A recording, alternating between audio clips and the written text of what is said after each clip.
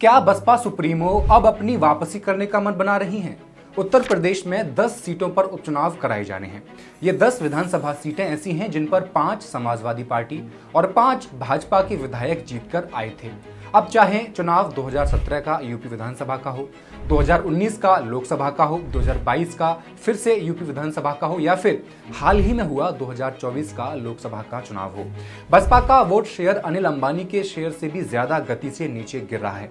इसकी वजह राजनीति के पंडित बताते हैं कि बसपा का वोटर जो मुख्य रूप से दलित और जाटव वर्ग था, उसमें भाजपा सेंध लगाने में कामयाब रही थी, जिसमें महत्वपूर्ण भूमिका निभाई थी फ्री राशन योजना ने। लेकिन लोकसभा इलेक्शन में जिस तरह का प्रदर्शन समाजवादी पार्टी का रहा है, उसने सारे राजनीतिक पंडितों को नकार कर एक नया मैसेज दिया है। अखिलेश का पीडीए काम कर गया है। पिछड़ा, दलित और अल्पसंख्यक ने मिलकर एक मुश्त वोट समाजवादी पार्टी को किया है। मायावती के लिए इस दौर का सबसे बड़ा सरदर्द यही है। इसके अलावा बसपा सुप्रीमो के लिए जो खतरा है वो है चंद्रशेखर आजाद। बहुजन वर्ग का युवा अब मझधार में अटक गया है। उसका झुकाव एक युवा नेता चंद्रशेखर आजाद की तरफ हो रहा है, जिससे चंद्रशेखर उत्तर प्रदेश में मायावती के दूसरे ऑप्शन के रूप में जाने जा रहे हैं। लेकिन सावधान, जब हर कोई मायावती को खारिज करने के लिए तैयार है, तब बीएसपी प्रमुख मायावती वापस आ चुकी हैं।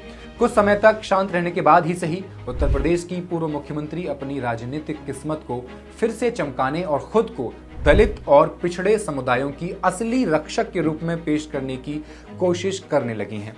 क्या है उनकी वापसी का प्लान? कैसे दलित वोटों में सेंध लगा चुकी भाजपा, सपा और चंद्रशेखर को मायावती टैकल करने जा रही हैं? आइए जानते हैं फैक्ट्स एंड फिगर्स के इस एपिसोड में।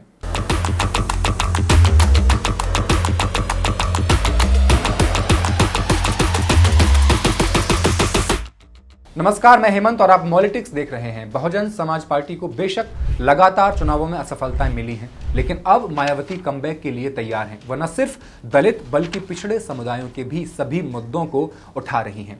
उपचुनाव की तैयारी के लिए अब वो पार्टी संगठन को एक नया रूप देकर प्रेस कॉन्फ्रेंस करके और एक्स पर लगातार एक्टिव रहकर अपना जो कोर वोटर है उसे फिर से हासिल करने की कोशिश कर रही हैं।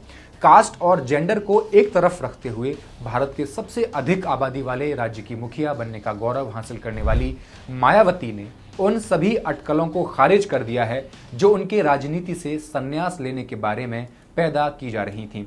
उन्होंने कहा कि वो अपनी आखिरी सांस तक बीएसपी के आत्मसम्मान आंदोलन के लिए प्रतिबद्ध हैं। उनका एक कथन ऐसे वक्त आया जब समूचे भारत में SC/ST वर्ग पर आरक्षण खत्म करने का संकट मंडरा रहा था। लाभ देने का प्रयास करेंगी। इस प्रकार से इस आदेश से ऐसी अनेकों समस्याएं उत्पन्न होंगी जिसके कारण SC व ST को मिल रहा आरक्षण ही समाप्त हो जाएगा।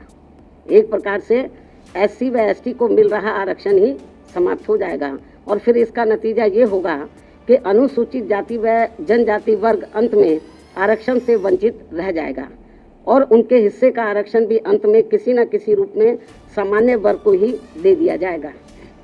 माननीय सुप्रीम कोर्ट द्वारा अपने 1 अगस्त 2024 के इस निर्णय में इस बिंदु पर भी पर्याप्त विचार व्यक्त नहीं किए गए हैं। मायावती ने 21 अगस्त को दलित संगठन द्वारा क्रीमी लेयर और SC/ST आरक्षण के उपवर्गीकरण पर सुप्रीम कोर्ट के फैसले के खिलाफ बुलाए गए भारत बंद में भी भाग लिया है।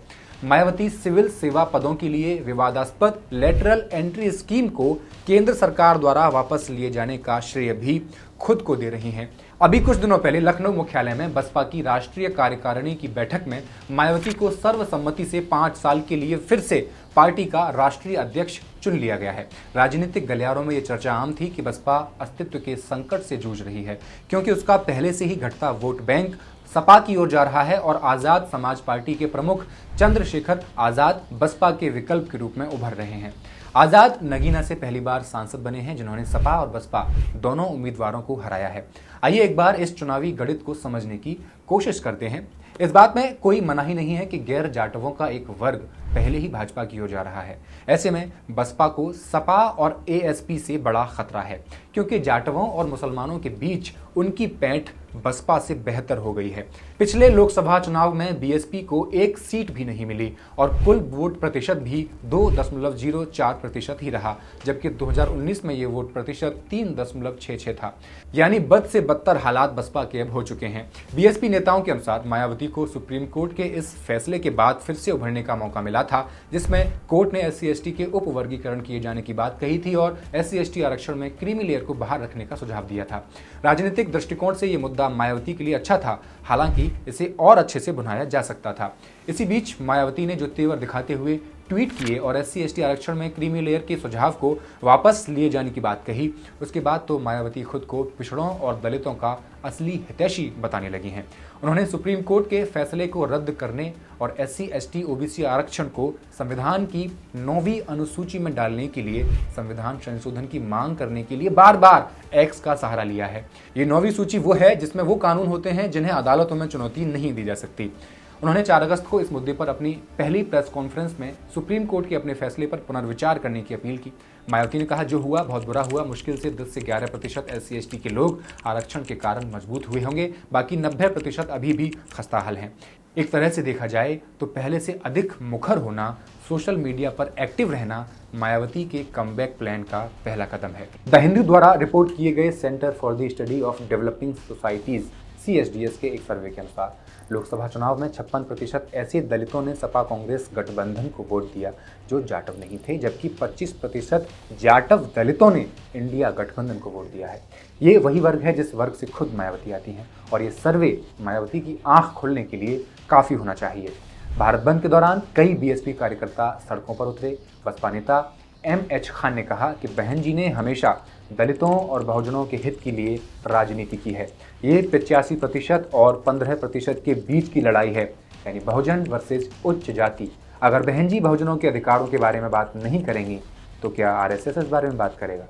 कमबैक के लिए दूसरा मायावती का कदम यही है कि अब बात सिर्फ दलितों की नहीं बल्कि पूरे बहुजन समाज की हो, जिसमें SC/ST OBC और माइनॉरिटी भी शामिल हो।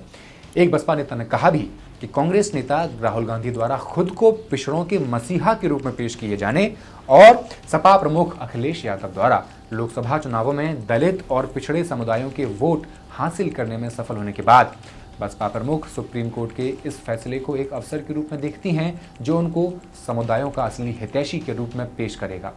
कमबैक के इस दूसरे कदम में अधिक OBC मुस्लिम चेहरे और उपचुनावों पर ध्यान देने का मन मायावती बना चुकी हैं। अब बसपा आगामी विधानसभा उपचुनावों में सभी 10 सीटों पर चुनाव लड़ने जा रही है।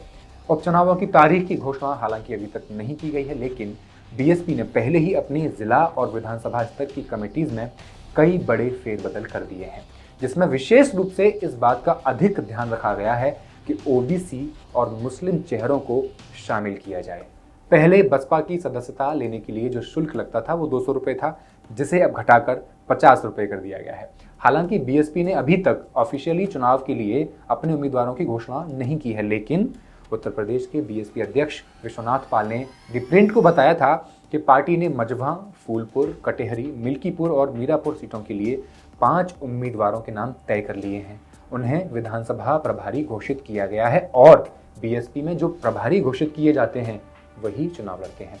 अब सीटों के बंटवारे में खेल करना बहुत ज़रूरी हो गया, जिसमें जातिगत संतुलन सुनिश्चित किया जा सके। इसी के मद्देनजर जो प्रभारी बनाए गए हैं इन 5 सीटों पे, उनमें से 2 दलित समुदाय से आते हैं, 3 अन्य में 1 मुस्लिम, 1 पिछड़ा और 1 ब्राह्मण शामिल है। दलित रामगोपाल कोरी को मिल्कीपुर की आरक्षित विधानसभा सीट के लिए पार्टी का प्रभारी घोषित किया गया है। एक बड़ा फेरबदल मायावती करने में कामयाब हुई हैं। उन्होंने आजाद समाज पार्टी के पूर्व नेता शाह नजर को, जिन्हें ASP अध्यक्ष चंद्रशेखर आजाद का करीबी माना जाता है, उन्हें मीरापुर विधानसभा सीट के लिए पार्टी का प्रभारी घोषित किया है। इनके अलावा पार्टी ने दलित समुदाय से शिव बरन पासी, पिछड़ी जाति से अमित वर्मा और ब्राह्मण दीपू तिवारी को तीनों विधानसभा सीटों का प्रभारी बनाया है। यहाँ तक कि बसपा ने मझवा सीट के लिए, जो आरक्षित सीट नहीं है और सामान्य वर्ग की सीट है, वहाँ भी दलित को अपना प्रभारी नियुक्त किया है, जिससे अखिलेश यादव पर यह संदेश भेजा जा सके कि वह सपा से पीछे नहीं है, क्योंकि सपा इस बात पर जोर डालती रही है कि उसने लोकसभा चुनाव में 2 सामान्य सीटों अयोध्या और मेरठ पर दलितों को टिकट दिया था। कमबैक का तीसरा कदम ये है कि मायावती अब हर तरह के बदलाव को स्वीकार कर रही हैं। राजनीतिक कदमों के अलावा BSP प्रमुख मीडिया के सामने भी अब खुलकर आ रही हैं, जबकि पहले वे मीडिया की काफ़ी आलोचना करती रही हैं। मायावती ने पिछले साल सिर्फ एक प्रेस कॉन्फ्रेंस की थी, लेकिन चुनाव हारने के बाद इस 1 महीने में वो 2 प्रेस कॉन्फ्रेंस अब तक कर चुकी हैं।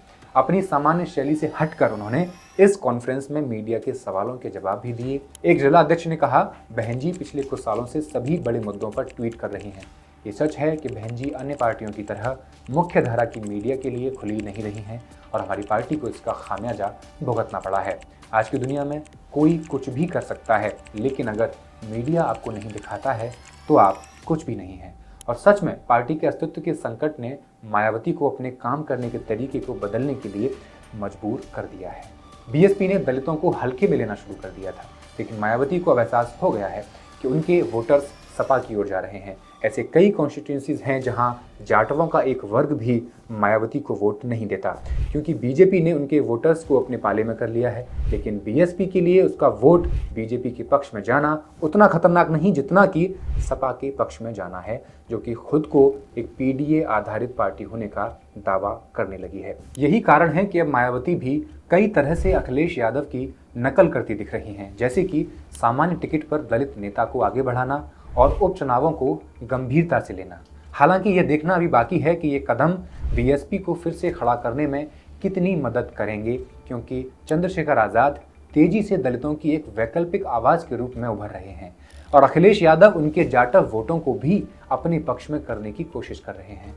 चंद्रशेखर को टक्कर देने के लिए अपने भतीजे आकाश आनंद को उन्होंने अपना उत्तराधिकारी चुनकर अच्छा फैसला लिया था, लेकिन लोकसभा चुनाव रैलियों में आकाश के तीखे तेवरों से सपा से लेकर भाजपा तक हिल गई थी। फिर भी किसी के दबाव में आकर आकाश आनंद को मायावती ने बैठाकर एक बड़ी गलती की। हालांकि वो गलती उन्होंने सुधार ली है और उन्हें फिर से उनके सभी पद वापस दे दिए हैं। तो ये देखना दिलचस्प होगा कि उपचुनावों में आकाश आनंद क्या खेल कर सकते हैं। लोकसभा में हार के बाद मायावती की शैली में बदलाव आया, मगर देर से आया, लेकिन बेहतर है कि आया। मायावती को एहसास है कि सपा को न केवल इसलिए फायदा हुआ क्योंकि उसने जमीन पर काम किया, बल्कि इसलिए भी कि उसने अपनी कार्यशैली में बदलाव किए। हालांकि मायावती ने कभी इस बात को स्वीकार नहीं किया, लेकिन आखिरकार उन्हें इस बात का एहसास हो गया होगा कि 2019 के आम चुनावों में जो 10 सीटें मिली थी वो सपा की वजह से थी।